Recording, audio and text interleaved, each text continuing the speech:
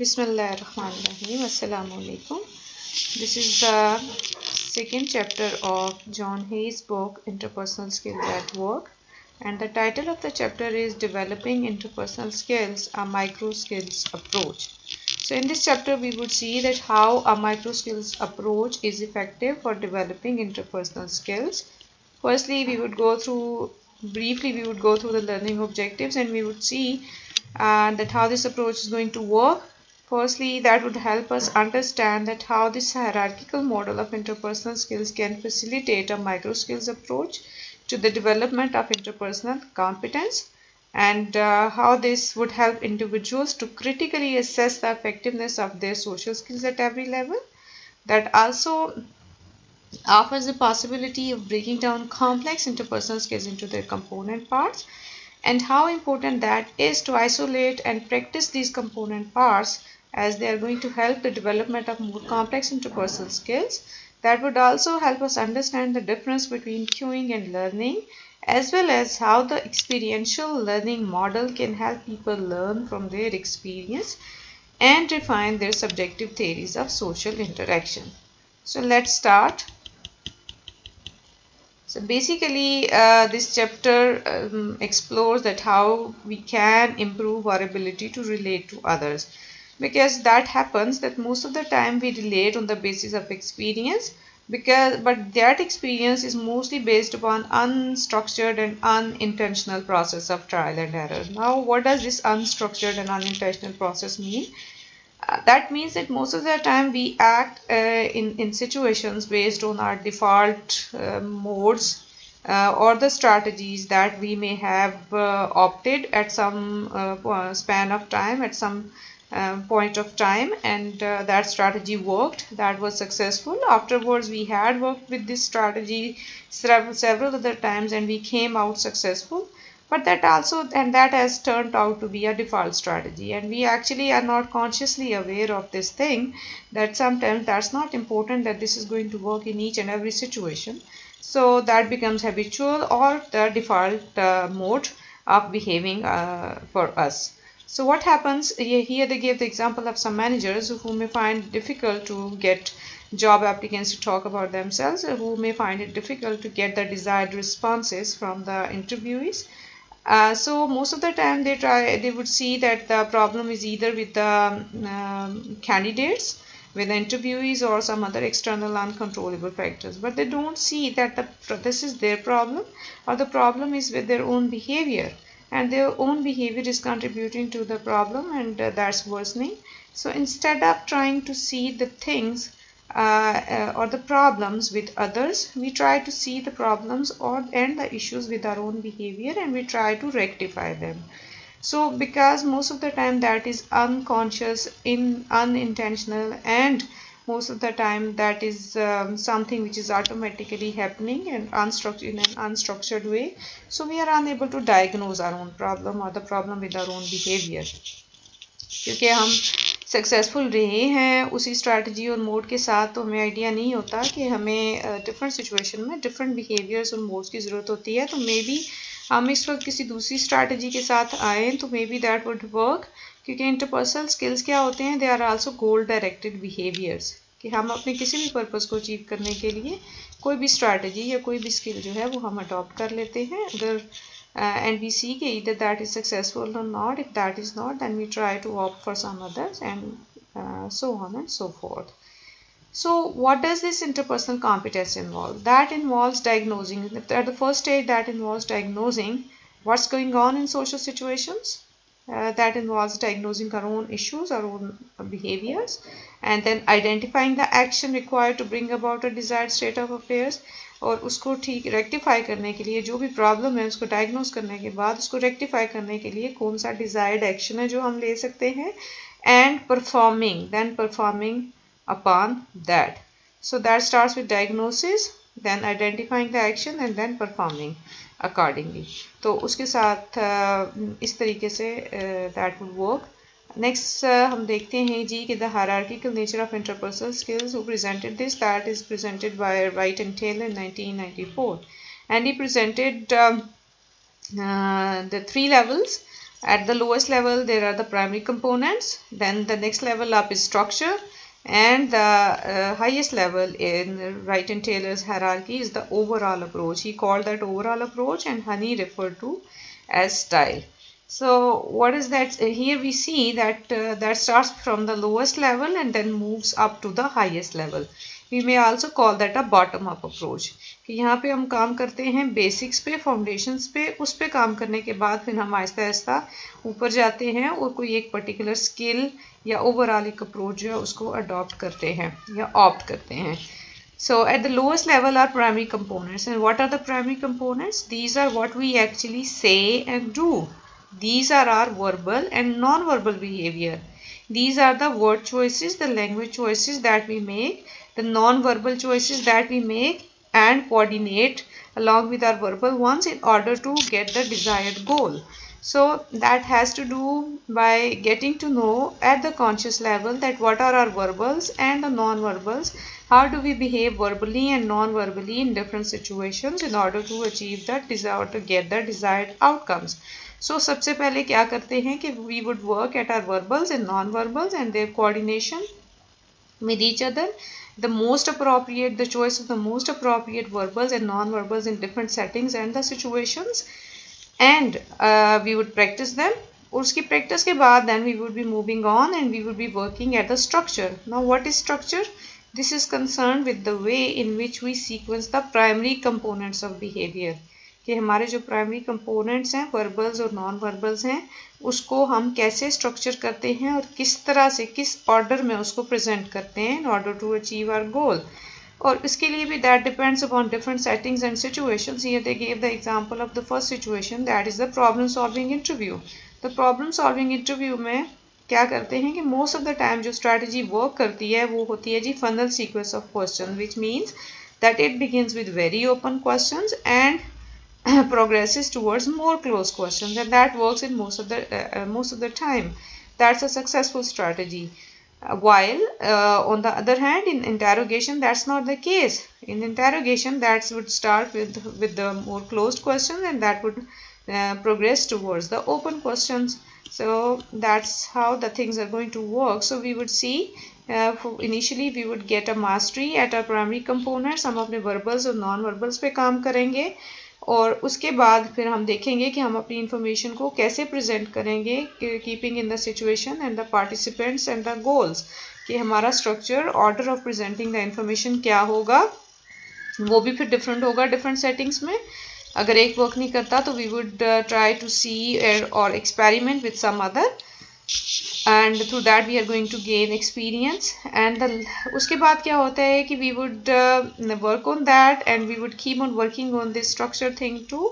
और फिर इस तरह से by gaining mastery in both of these we would move towards the highest level in Wright and Taylor's hierarchy, जिसको overall approach भी कहते हैं और हनी ने जिसको स्टाइल का नाम भी दिया हुआ है.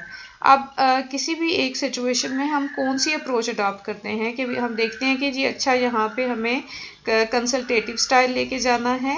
Here either we should be coming up with a negotiating style. Here should we be like we would be coaching the people, और वी शुड बी परसुएसिव, और we should be influential. So कौन सी वाला style है जिसको हम adopt करेंगे और कौन सी अप्रोच हम लेके चलेंगे which would be successful in this situation. So उसकी चॉइस के लिए एक और चीज़ we would keep in our mind, that we would develop an approach to the interaction that is congruent with both our objectives as well as with the probable reaction of the others involved. So कोई भी approach वो हम adopt करते हैं, हम उसके लिए देखते हैं कि firstly that must be congruent with our objectives, कि हमारे objectives achieve करने के लिए हम किसी approach को adopt करेंगे और साथ में हम ये भी ध्यान में रखेंगे कि दूसरों का feedback या दूसरों का reaction क्या हो सकता है. ये हमारा हाईएस्ट लेवल है कि यहाँ पे हमारा जो भी स्टाइल होता है, हमारी जो ओवरऑल अप्रोच होती है वो विजिबल होती है. That's visible to the people. People could see them, they could listen to us, and they could say that this person has a helping style, this person has the facilitating style, he's a great facilitator, he's very influential, who is very persuasive.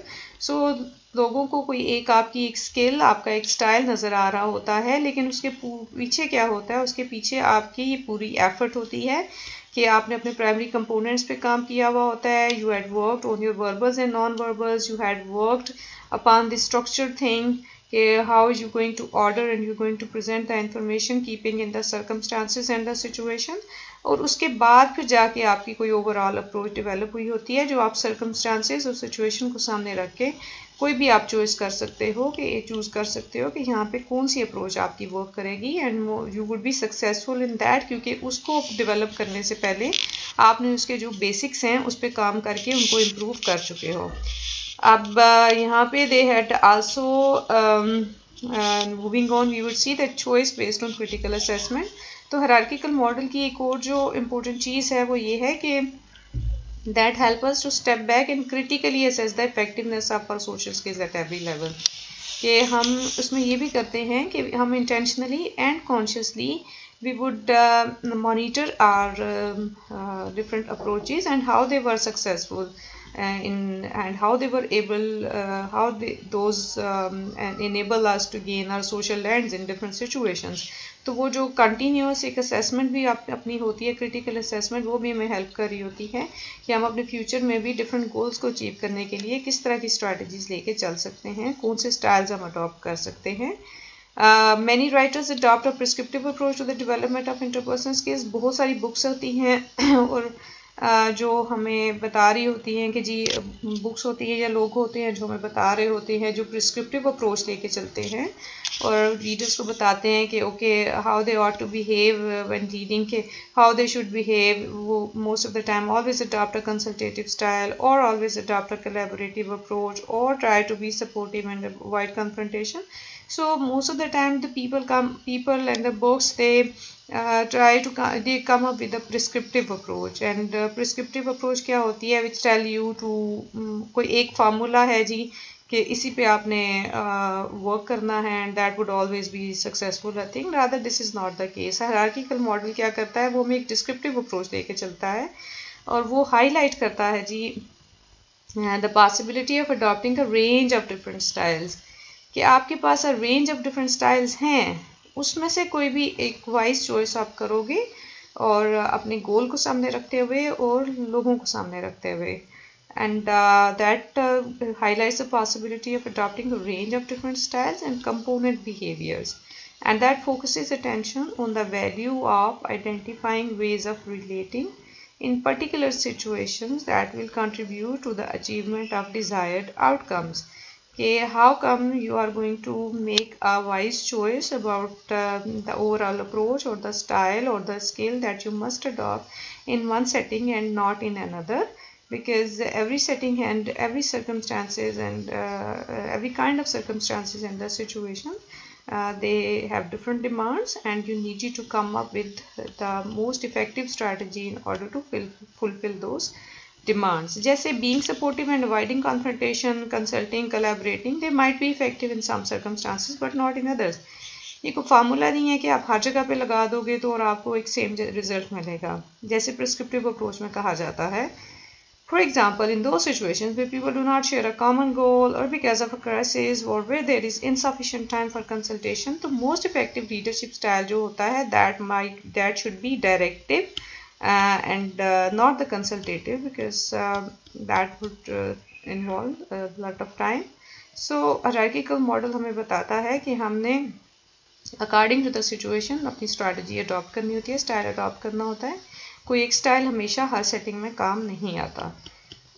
Moving on, we would see the micro skills approach to developing interpersonal competence. So the hierarchical model of interpersonal skills, what does that do? That offers the possibility of breaking down complex skills into their component parts. अब वही बात है कि जो complex skills हैं, complex skills वही हैं जो बड़ी एक स्किल है जी. स्किल फैसिलिटेशन की स्किल है आपके पास, नेगोशिएशन की है, परसुएशन की है, इन्फ्लुएंशियल हो आप और हेल्पिंग हो, जो भी आपकी एक स्किल है उसको गेन करने के लिए हमें उसे कंपोनेंट पार्ट्स में ब्रेक डाउन करना होता है और उन कंपोनेंट पार्ट्स को सबसे पहले हमने उसमें मास्टरी गेन करनी होती है, उसमें हमने वेल वर्स होना होता है. So here they also give different skills which are going to lead us, different individual skills which are going to lead us towards the complex skills. So firstly there is the accenting. Accenting a kind of a behavior hai where you rephrase the items, where you rephrase the things to gain clarity, and to give a feedback, and you gain clarity by rephrasing the things and uttering them in front of the center. तो उससे फिर आपको clarity आ जाती है, and that leads you towards following skills. That's also one of a set of behaviors where you adopt certain skills कि आप उसमें you would adopt the skill of helping other people and encouraging them and motivating them, and that's also going to lead you towards listening skills. And listening क्या होती है? That is listening for the accurate meaning, listening the true meaning, listening the accurate sense and the meaning and the intent. So listening is a great skill, and that's going to move towards the move the individuals towards the higher level skills. तो हमें ऐसा ऐसा करके अपने behaviors पे, अपने individual skills पे काम करेंगे तो then they are going to lead us towards the higher level skills. And for example, higher level skill could be helping and negotiating, and they could be the examples of higher level skills, and that style or that skill, or in Wright and Taylor's they call that overall approach, their way, overall approach. So that will be reflected in the way in which these various micro skills are sequenced and structured. तो ये जो आपको reflection नज़र आ रहा होता है किसी एक पर्टिकुलर स्किल का, जो आपको सुनाई दे रही होती है या नज़र आ रही होती है, उसके पीछे क्या होता है कि वो सारे वेरियस माइक्रो स्किल्स होते हैं, और the way you have gain mastery in them, and the way you know how to sequence them, how to order them, and how to present them in front of people. So micro skills training is based on the assumption that an effective approach to developing interpersonal competence is to isolate and practice important sub or micro skills. Again वही वाली बात कि आपने आपकी interpersonal skills को develop करने के लिए this is important that you isolate and practice important sub or micro skills. As Wright and Taylor told, he named them as primary components and afterwards structure. So you needed to work at your primary components, so verbals and non-verbals, and then you needed to know how to structure them and present them, and that's going to lead you towards gaining an overall approach which would be visible or which would be visible in front of people. And so these to isolate and practice important sub or micro skills before bringing the components together and synthesizing them into larger units of behavior. So ये आपका behavior होगा, ये आपकी एक overall approach होगी, ये आपका एक style होगा, और वो result होगा उस सारी practice का कि जो आपने different micro skills की practice की हुई होती हैं. इस पे जी बहुत क्रिटिसिज्म भी है, और हार्गी ने भी इसके highlighted two potential disadvantages which merit consideration, and he told his argument is that in psychology this is said that the whole is greater than the sum of its parts. Thus once an overall structure is broken down तो it loses its significance. और वो कहता है, हार्गी describes करता है इस approach को कैसे, वो कहता है कि that approach is actually homing in and honing up. Homing in, taking one aspect, taking one micro skill and developing it. Honing up, developing it. So here one aspect of social interaction is focused upon at a time. Train is focused upon one aspect at a time. They practice that. They try to practice it and to develop it. Afterwards they focus on another. They practice it. They get training in it. And once the trainee has acquired a working knowledge of a number of skills of social interaction, तो फिर उनका ultimate goal is to encourage the appropriate use of these skills in an integrated fashion. तो one by one isolate करके each and every aspect they gain training and they gain mastery and they practice each and every aspect, and afterwards they use these aspects or these skills in an integrated fashion.